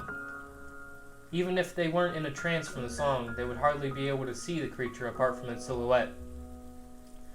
John soon noticed the creature was making the lovely tune. The lyrics of the song were unknown, however it was calming all the same. The silhouette was in the shape of a human, and as it circled them it seemed to get closer, slowly. The song was like an enchantment that made them daydream and act like fools. It began to get very close, and it stepped slowly onto the boat, still singing. There wouldn't have been any hope for them if it wasn't for a thought that came to the boy's mind that stopped his daydreams and made him wake up.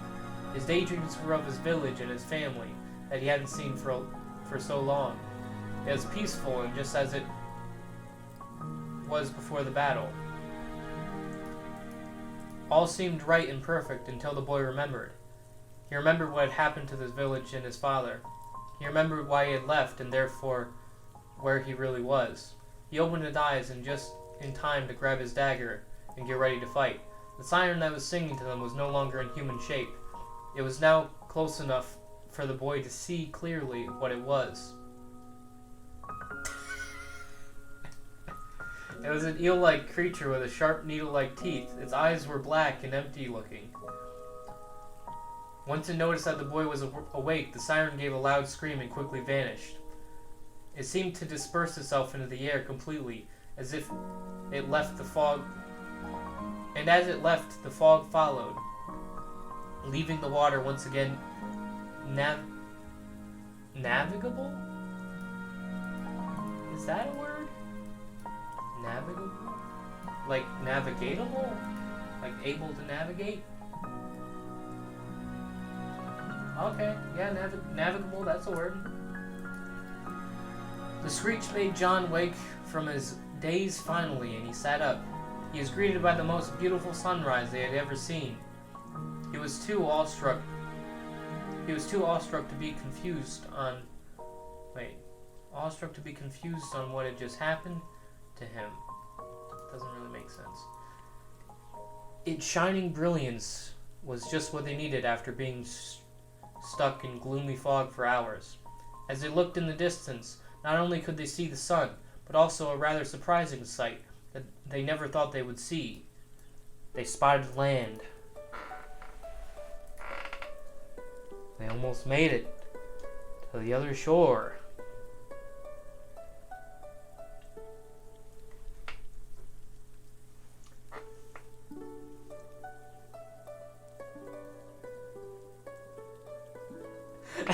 How did 8th grade you know more words than current you? It's a good question. I'm just dunking on myself is what I'm doing. And I thought it would be the other way around. I thought it would be me currently being like, oh yes, this is a terrible book, and I was stupid when I was in 8th grade. But no, it's like 8th grade me is just like dropping words like navigable, which don't even sound like words. Jesus Christ, you're right. 8th grade me was better.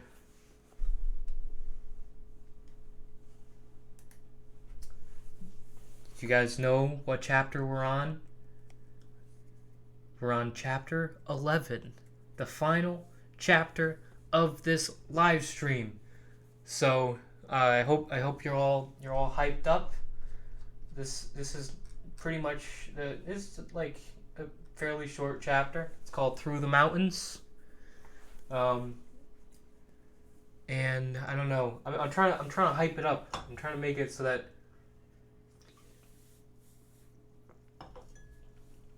the last one is a good one, but I don't know because I haven't read it in a while. Here's a problem. Our music has stopped. Let's see.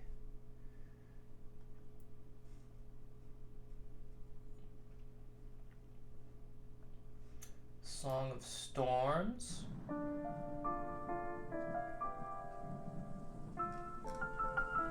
There we go.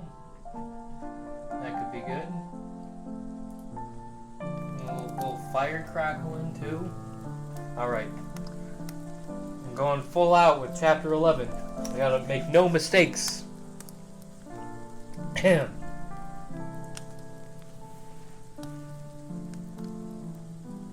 Alright. Chapter 11. Through the Mountains. Finally seeing the land after days of tiresome sea travel was just what they needed to lift their spirits. There were still a few miles left. However, this didn't seem far to them because of how far they had come.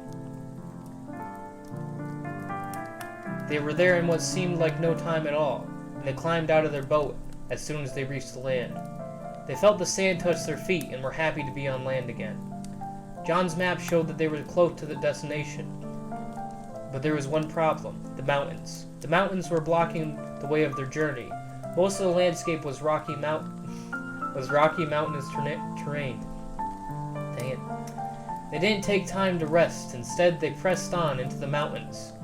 Here there was no clear path, and even the map proved to be difficult to follow. Their legs grew sore and their arms were weakened from climbing. They had climbed very high, and as they grew closer to the peak, the rocks got looser and the slopes steeper. The sun was going down quicker than normal, leaving them wishing that they had rested at the beach for the night.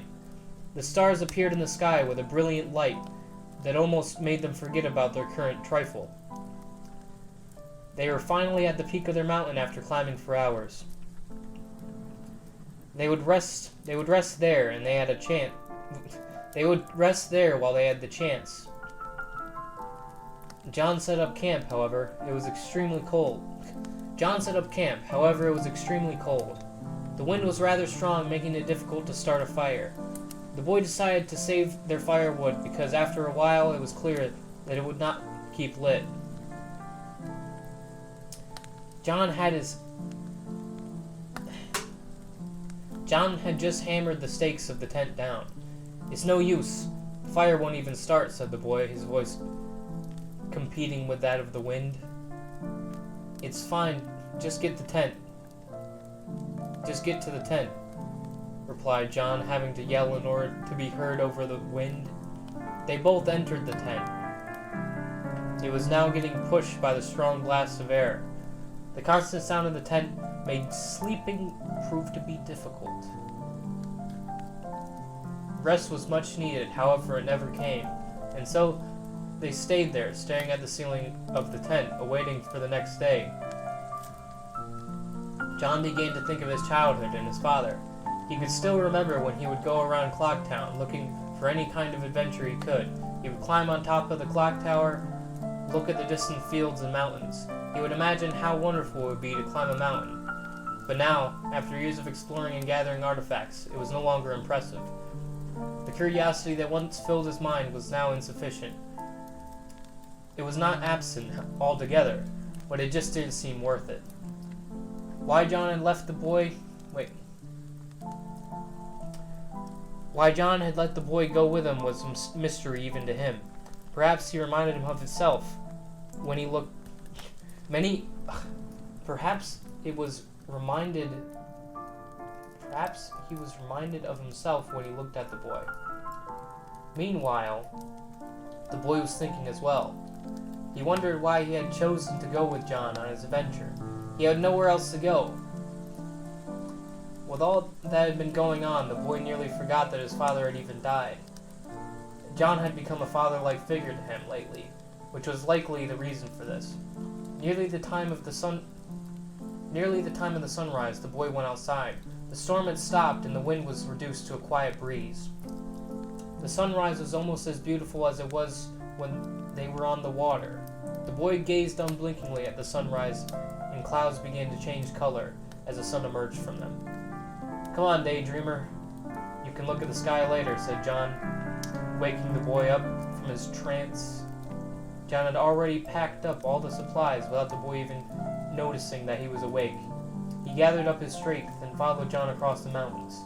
They didn't go very far before running into a cave. While John was focused on the road ahead, the boy quickly decided to explore and out of natural curiosity. He walked into the cave as John just kept walking. The boy walked down a bit and right before turning a corner began questioning his actions. But it was too late. A trap was right there. He stepped and a trap was right where he stepped and it caught his foot, hanging upside down. A deep, slow voice came from further in the cave. "Hey, I think we got something." The boy was still in a daze and hanging upside down. Was not the ideal position to see, but the boy was able to see a creature walking towards him. It was a Goron.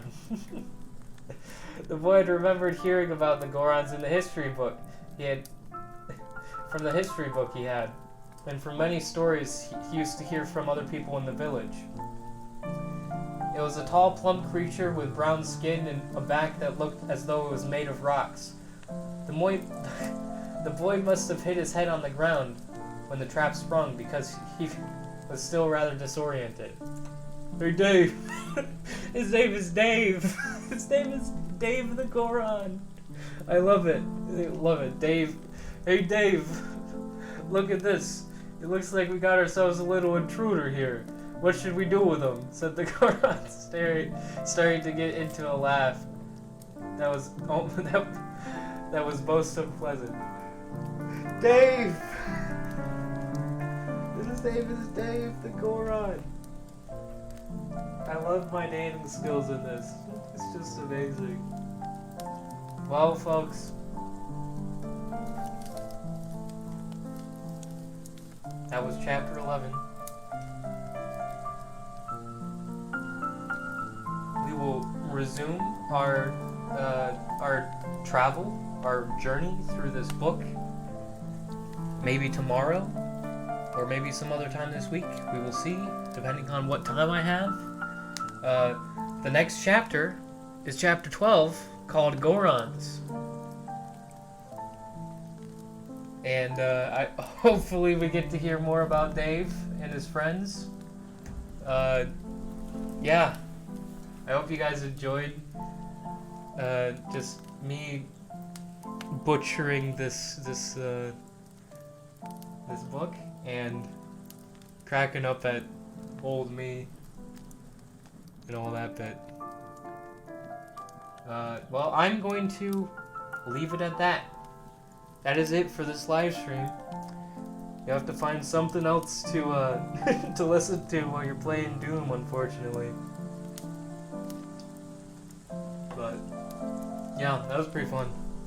Probably do that again either tomorrow or some other time this week. I will keep y'all posted on Twitter, so keep an eye out for that.